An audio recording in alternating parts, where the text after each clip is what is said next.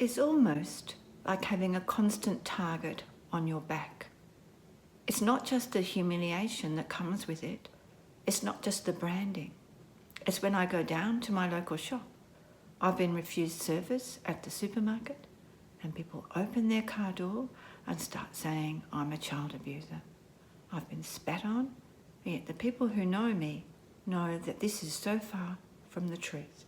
The children know that this is so far from the truth. This is what Lorraine, which is a pseudonym, said to me a few months before she died last year.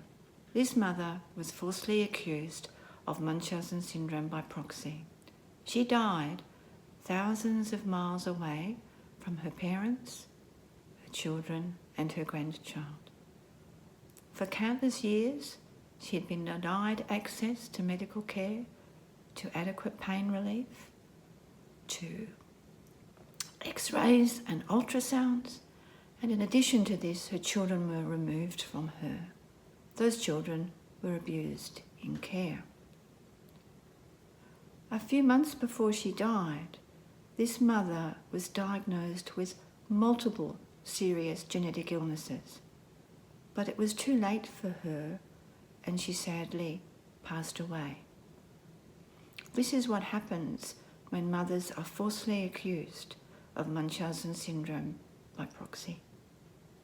All information contained within this video is of a general nature only and is provided for entertainment and general informational purposes. It is not medical advice nor personalised advice of any kind. You should not rely on any information provided in this video.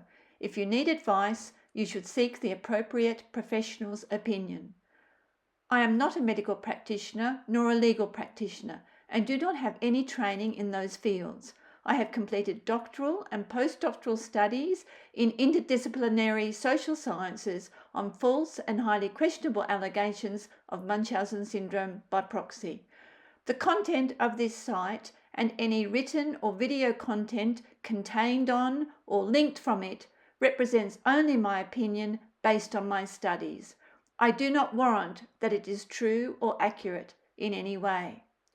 Any reference to medical information or legal information should not be regarded as medical or legal advice and should not be regarded as a substitute for professional medical or legal advice, respectively. Any medical information should not be regarded as a diagnostic tool and cannot be used to suggest, confirm, contradict, or rule out any medical diagnosis. I have made every effort to provide quality and accurate information in this video, but to the greatest extent permitted by law, do not assume any liability for the accuracy or completeness of this information. Please be aware that this video contains discussion about suicide and mental health between 14 minutes 14 seconds and 15 minutes and 43 seconds. Please skip these periods if you do not wish to listen to discussion on that topic. My name is Dr. Helen Hayward-Brown. I am a medical anthropologist and sociologist. For the last 25 years, I have been researching false allegations of Munchausen syndrome by proxy.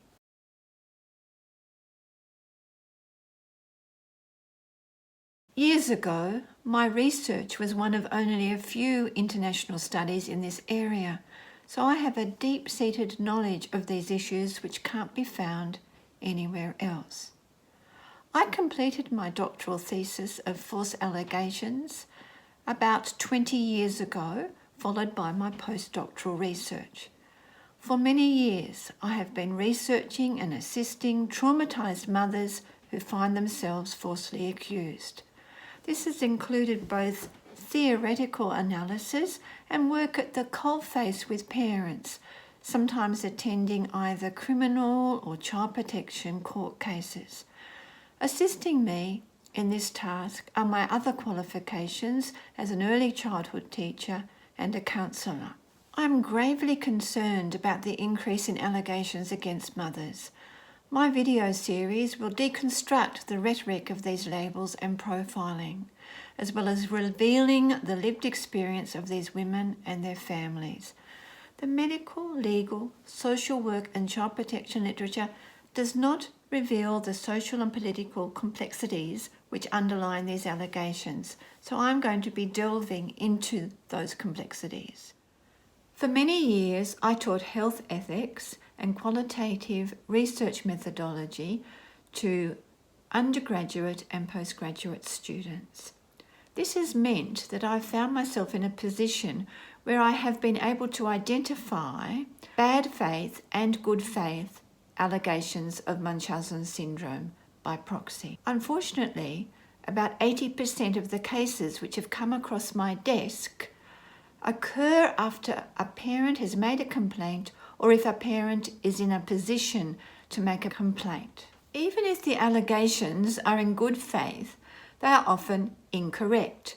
The more vehement the allegations, the more concerned I become, because vehement allegations often do not have the same level of hard evidence as they should. My determination about these cases is not a belief, it is based on facts. I actually prefer to use the term false allegations rather than the term false positives, because I believe the term false positives tends to objectify parents and doesn't really give an essential idea of the trauma that these parents have experienced. This first video is a brief introduction to the main concepts of MSBP, and it will also discuss one of the main reasons for these allegations, and that first one is misogyny. Some of Australia's worst miscarriages of justice occurred against two mothers who were accused of killing their children. These were general criminal cases, not cases of Munchausen syndrome by proxy.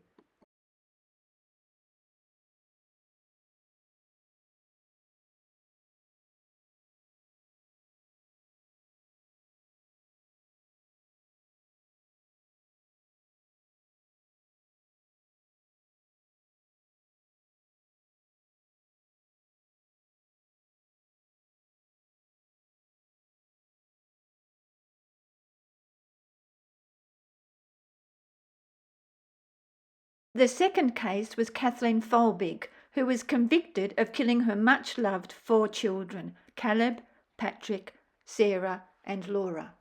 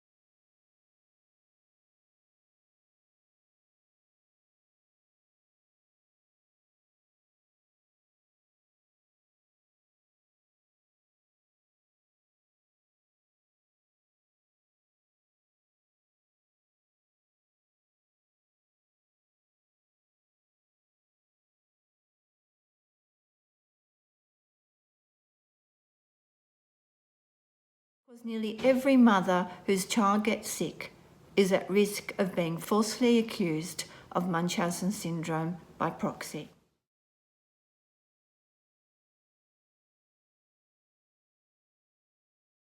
What is Munchausen syndrome by proxy? Well, it is alleged that a mother is a Munchausen syndrome by proxy mother if she engages in behaviour where she allegedly makes her child sick or exaggerates her child's illness in order to get attention from the medical profession. So that is what Munchausen syndrome by proxy is, or alleged to be.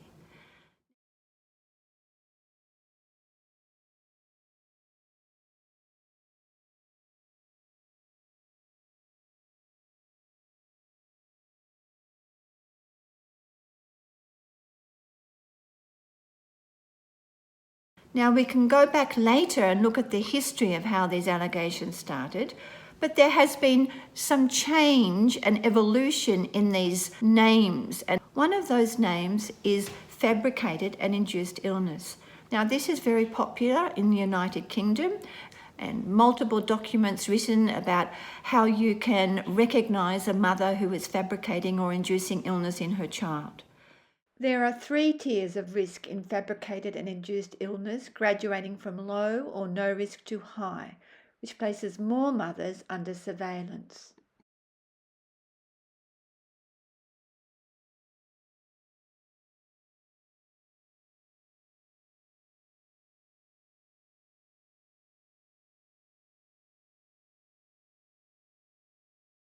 The other one is the recent addition to the DSM, and that is factitious disorder imposed upon another. It's simply similar to Munchausen by proxy, no matter what they say. Even if they say this is different, it's not it. It's all one and the same.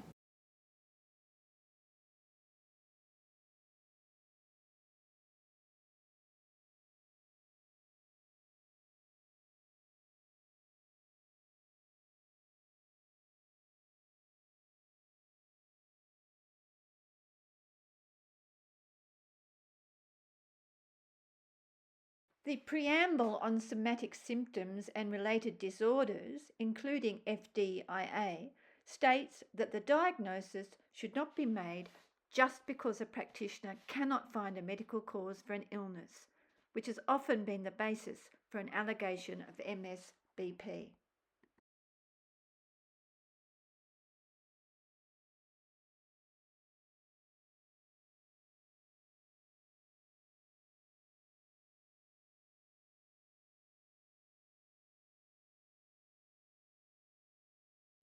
And more recently, a very worrying evolution has been the uptake of medical child abuse. Now, with the term and label medical child abuse, this means that more mothers are being drawn into the net because mothers are being accused, when they follow some medical advice, that they have instigated or pushed for extra medical interventions for their child, and they say that this should not have been done.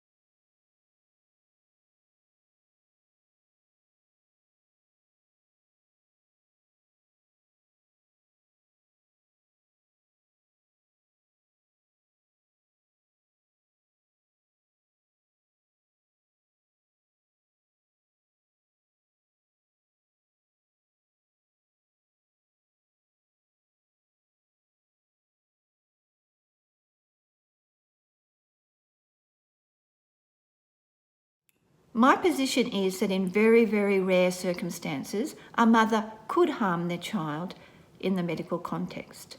But my findings have been that nearly every single person that I have spoken to or interacted with has been innocent of the Munchausen syndrome by proxy allegation.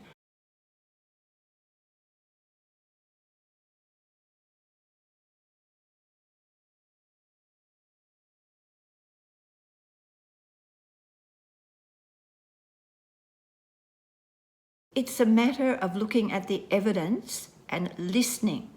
Evidence and listening are key factors. I have to make a disclaimer. I'm not giving medical or legal advice. These are simply my opinion. I want to reiterate that mothers who are falsely accused suffer terribly. Not only do they suffer, but their families suffer, their children suffer, and the reverberations of this trauma extend into their work life, their home life, and either in relation to schooling.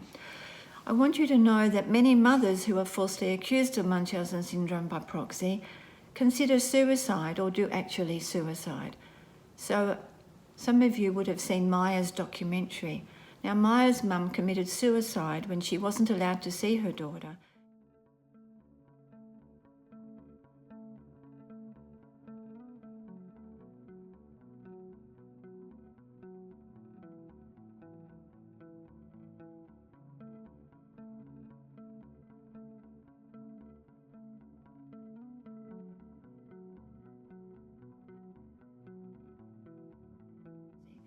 She's not the first mother to commit suicide under these circumstances.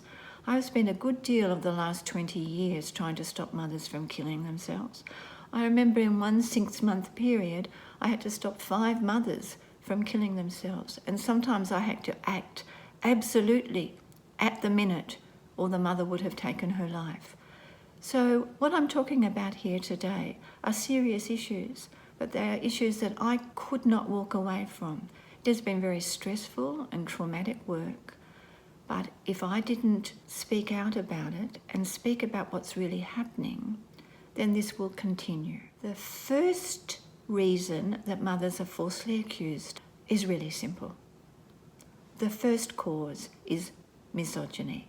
My interpretation of misogyny is that it is a prejudice against women and a belief that women are deceptive and manipulative.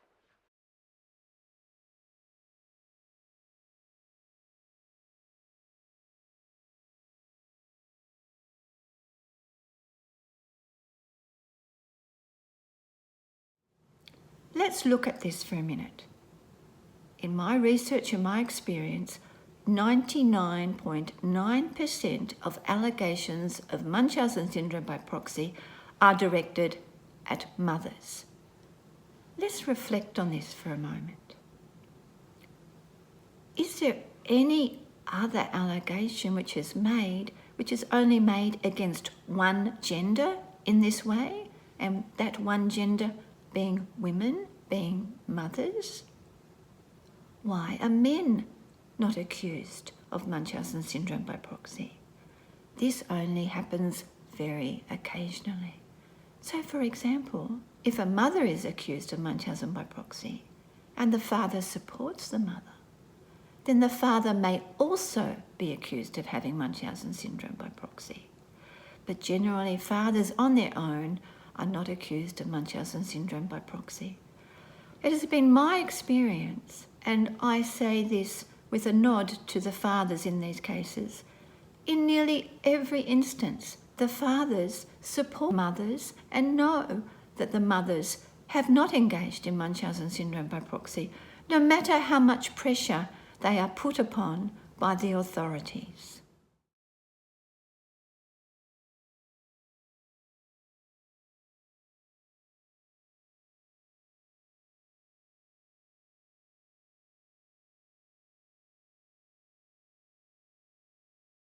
There has been a growing backlash against women and mothers in recent years.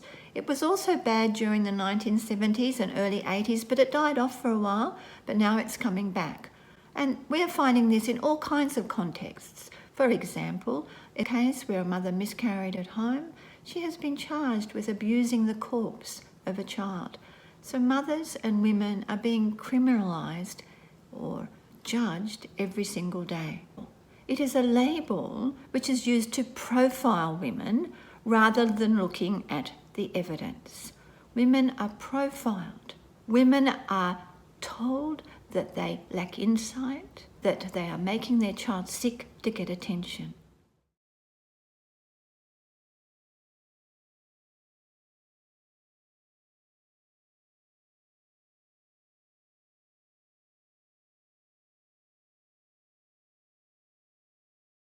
We've been reading recently about medical gaslighting. So this is when women are not believed. Whatever the mother says about her child, those symptoms are trivialised. So for example, you might have a child who later on is diagnosed with a very serious illness, but the mother has been told that that bluish tinge that she was whinging and complaining about was simply a reflection from the blue curtains in her home. So this trivialisation of symptoms was something that came out in my doctoral research. Repeatedly, symptoms of these children were trivialised, and the mother was not heard. So this is a form of medical gaslighting. Whenever a mother says there's something wrong with the child, it isn't heard, or the mother is told that she's making it up. Rather than using evidence in these cases, mothers are profiled. Mothers are told they're doctor shopping. Mothers are told they're going to see too many doctors. Mothers are told that they're overprotective, helicopter mothers. They're being around their children too much. They have too much medical knowledge. They go to the media, they fundraise, all of these things that these mothers are profiled into doing. And one of them also is, if a mother denies her guilt, then this is supposed to be further evidence of her guilt. This raises the question, what would an innocent person do in this particular situation? I also wanted to say that this sexism, this misogyny, it's not just coming from men, from the patriarchy. It's coming from women themselves. More recently, we've found that child protection doctors are overwhelmingly female, child protection workers are female, medical practitioners are female. We're finding that very often women are accusing other women. So this is a female form of misogyny. There's no actual name for this, so I'm just going to refer to this as fem-mis. And later on we will talk about how it is that such terrible errors are made in these types of cases and how difficult it is for parents to defend themselves, because how do they prove that they are innocent? There is a presumption of guilt. And there's a moral panic around Munchausen by proxy allegations. Everybody gets themselves into a flap as soon as they hear that word, that label, which is extraordinarily prejudicial. This misogyny against women has meant that in recent years, I've had an expanding number of families contacting me in relation to Munchausen syndrome by proxy. Let me describe a profile. First, the illness is difficult to diagnose. Second, doctors are in doubt, they are confused and perplexed. The illness does not get better with usual treatments, and it may get worse. There is no apparent pathological reason for the illness, and the illness is erratic. It may resemble a natural illness, but somehow be different. Symptoms could include loss of appetite, vomiting, pain, failure to thrive, tiredness, various kinds of fevers, and epilepsy. The perpetrator is in close proximity to the child, and the perpetrator creates a lot of work for doctors. The behaviour of the mother influences the child, and it is said to be running in families. The case may be circumstantial and inferential, and the final factor is that denial is further evidence of guilt.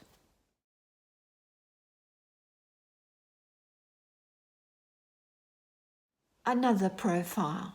The illness is difficult to diagnose, or the mother may push for further medical intervention. Doctors are in doubt, confused and perplexed. Doctors believe that the mother may be exaggerating the illness.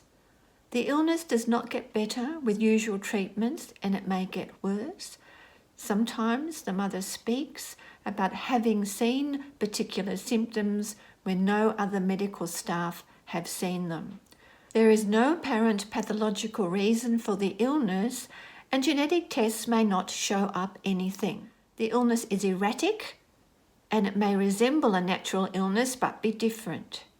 Symptoms might include loss of appetite, failure to thrive, vomiting, pain, tiredness, various types of fevers, and epilepsy. The mother, the perpetrator, is in close proximity to the child.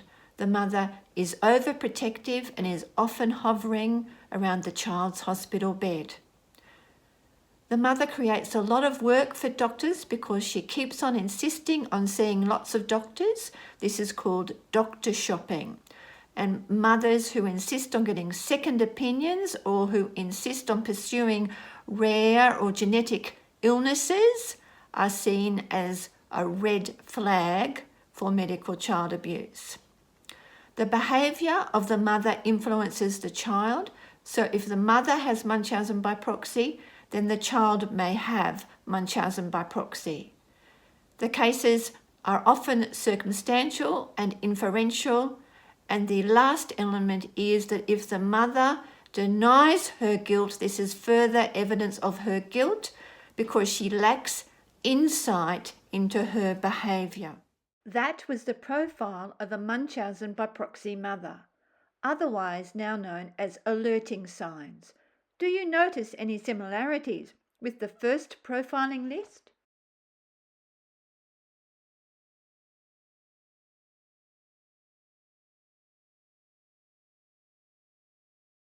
These allegations these days are simply put into scientific terminology and pseudoscience to make it look as if this really is a reality.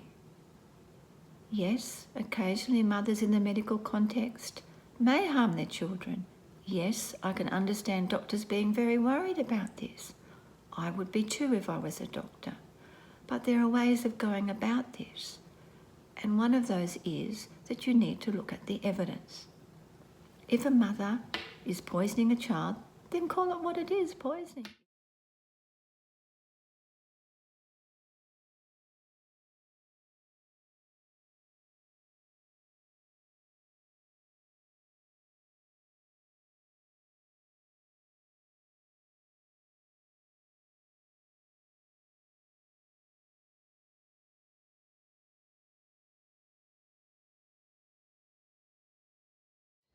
I was intending to do my PhD on the experiences of mothers of children who had difficult to diagnose illness. But one of my early interviews always stayed in my mind, and it was this interview, plus a few others, which determined my decision. As a mother myself, I felt I had a moral obligation to make the study of Munchausen syndrome by proxy the main focus of my thesis. The title of my thesis was Misdiagnosed Children, Misdiagnosed Parents, Chronic Illness and the Spectre of Munchausen Syndrome by Proxy. This mother had a very sick baby. She was a nurse and she'd worked in disability. She was so careful with this baby, watching over him carefully and feeding him with an eyedropper. But the hospital had decided that she was too good a mother. She had Munchausen syndrome by proxy.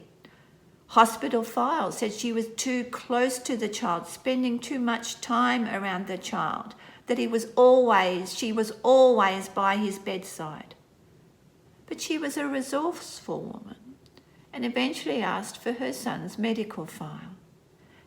And there it was. In blood test results, which had not even been consulted, her child had a form of trisomy.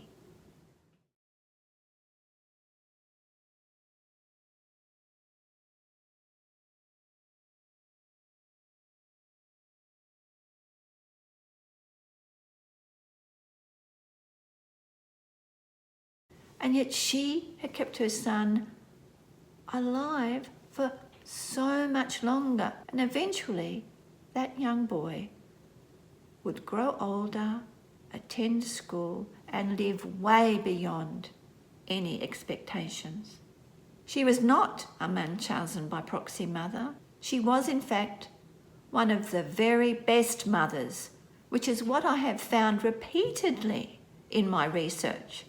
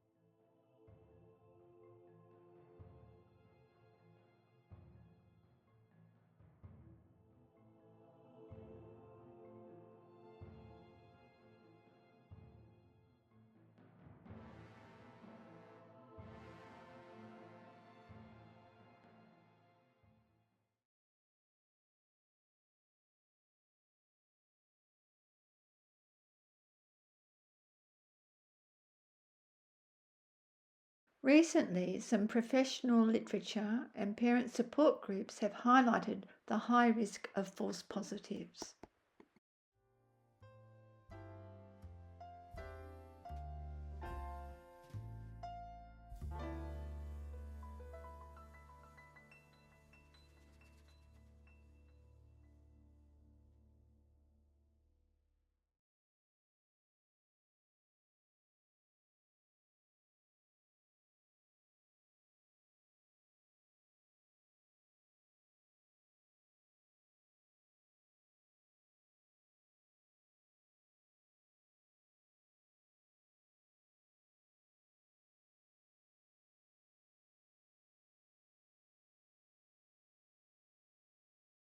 There is a misunderstanding that because we only see the high-profile cases, the criminal cases in the media, that this is not happening to more mothers. It is happening to more mothers. It's happening to mothers all the time in the child protection courts, but these courts are closed, so they can't be seen. And in most children's courts, or family courts as they are called in some countries, there are difficulties because usually there are no rules of evidence, very different to a criminal case. And also, it's based on probability of harm or significant harm. That is the civil test. And that is in opposition to the criminal threshold of beyond reasonable doubt. So it is no surprise that many of these child protection cases never get to the criminal courts because the hard evidence simply isn't there. The allegation of MSBP is actually what we refer to as a garbage bin diagnosis.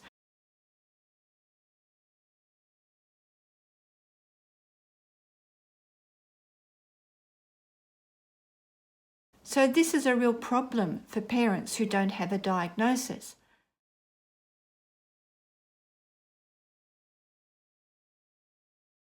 A diagnosis no longer protects a parent against these types of allegations. So what happens is, if a parent goes to one particular doctor and that particular doctor prescribes a certain treatment and makes a decision about a diagnosis, and then that mother goes to another doctor and that doctor might disagree with the first doctor, this may mean that the parent gets accused of Munchausen by proxy by that second doctor. My point here is this. If a doctor, a qualified medical practitioner, makes a diagnosis and prescribes a certain treatment, then this should be respected. A parent should not be penalised for following the prescribed treatment of this first doctor. For these reasons, my next video will be discussing the types of illnesses which attract false allegations.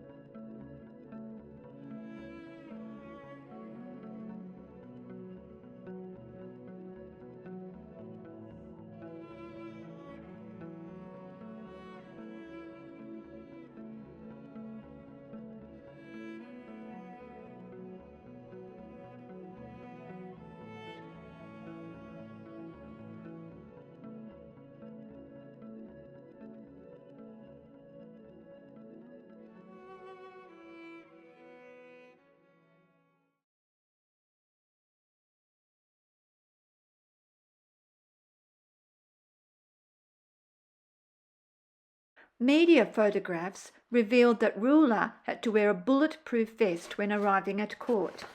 This would probably relate to some sensationalist media surrounding the case, reminiscent of the media in the original Folbig trial.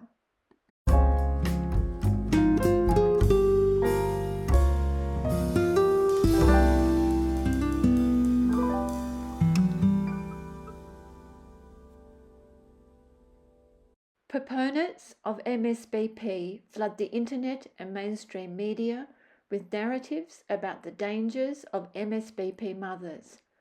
They attract a lot of attention in doing so. Their rationale is that it is important to draw the community's attention to the dangers of these mothers and that this danger is extremely high.